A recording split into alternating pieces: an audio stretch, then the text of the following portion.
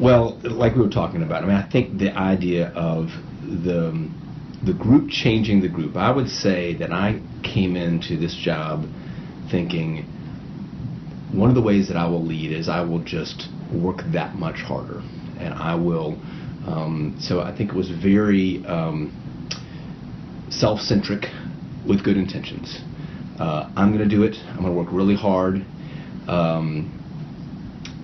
And what I saw is the limitations of that, both professionally, I wasn't able to be as effective because I was, this idea that, in coherence, Philip talks about the group changing the group or the group leveraging maybe the strengths of the group, and also took a personal toll, to be honest. I mean, I think that I had, I had more issues around anxiety. I didn't sleep as well. If I fast forward a little bit, when I think about investment in people like department chairs, directors of teaching and learning, investment in these coaching models in which I might suggest a shift from me trying to say, am I kind of a compliance officer? Like, am I going out there to see if people are doing their jobs well? They're doing their jobs. And that wasn't very helpful for them. If I became a coach, and if my mantra was, if I am not helpful, if my observations don't do something where they leave and feel like they are a better teacher and getting better results from their students, then I shouldn't do it, because otherwise it's just compliance. And I think that attitude and approach of working with, whether it's goal setting or faculty assessment and review, all those arcs of saying the goal is feedback, the goal is formative feedback, we're going to decouple it from some kind of contracting process. I think all of those ideas have been, all those behaviors have maybe come out of ideas around the group changing the group, ideas, I guess around how can now we're talking about sort of align all systems and the cube at work, those pieces of how can I maybe integrate with others. We did some work as an administrative team on sharing vertical goals. So the vertical goal process itself, I imagine people have talked about that, but us sharing one another's goals, and then for me looking and saying how might I amplify my goal or connect with someone else's goal, that became for me more of a kind of 1 + 1 = 3, right? The catalytic effect, the multiplier exponential effect. So that has been that's been really important, influential for my thinking as a leader, to go again from I'm going to be the hardest worker, I'm going to lead by example, but an example sort of effort and work, and I'll do it all myself and do a really good job.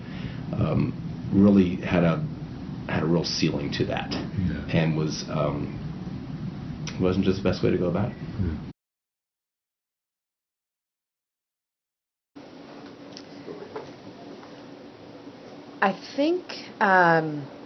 I think that the work that we have been doing over the last year or so has been transformative in ways that, depending on the moment, I might even find hard to articulate. I think, sort of first and foremost, taking the time to think about leadership, to think about myself as a leader rather than just doing the work. And that's a personal journey.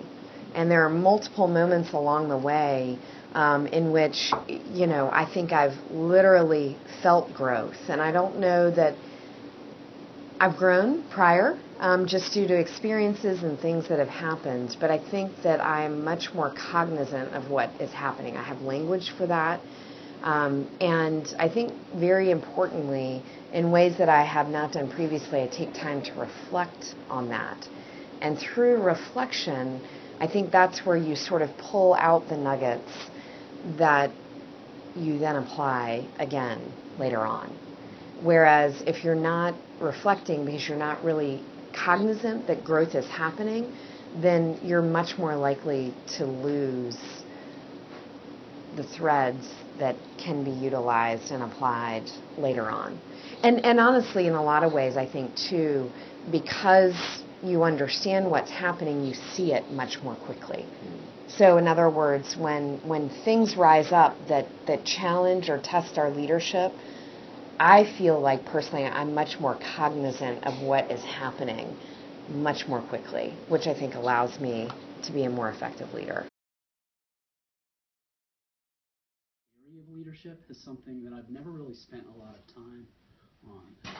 But the idea and notion of leadership in terms of being on an athletic team, on a sports team, is just a critical piece of the success. And so the conversation I've been very interested in pulling pieces of theory out and how they can connect to the work that we're doing in developing sports teams, developing groups of young girls and boys to come together as a team and leading to success. But I would say my biggest growth over the last year and a half has actually been taking a step back in my professional career. And what I mean by that is, I've been overseeing athletic programs for over 20 years and overseeing coaches and teams.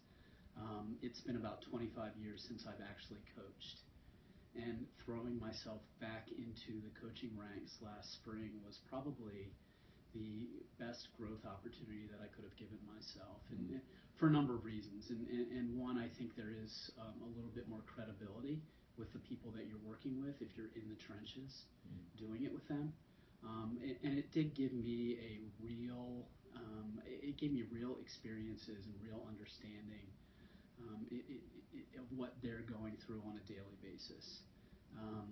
But it also taught me and it not taught me, but it refreshed in my mind this notion that I think true leadership has to be based off of relationships.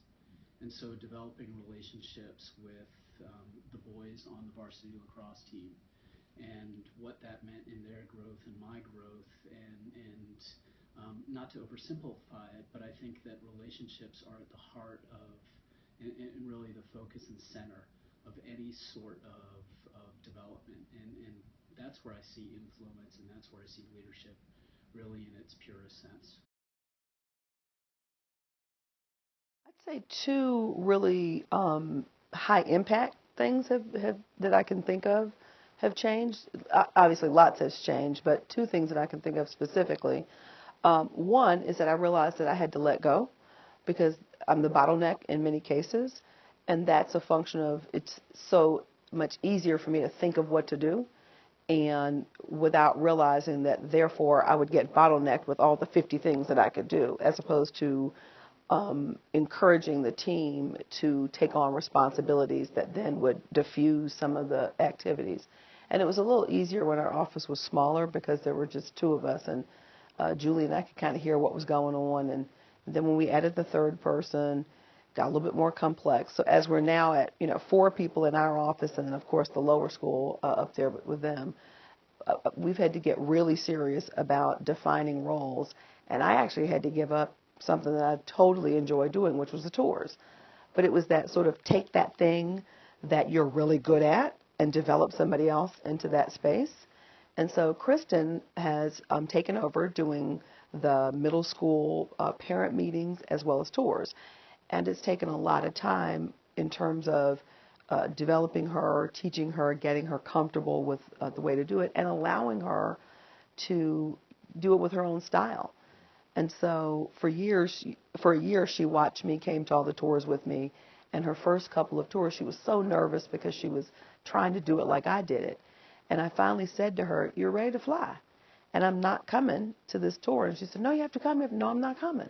Because once I'm out of the room, you'll be able to just relax and be you and make it yours.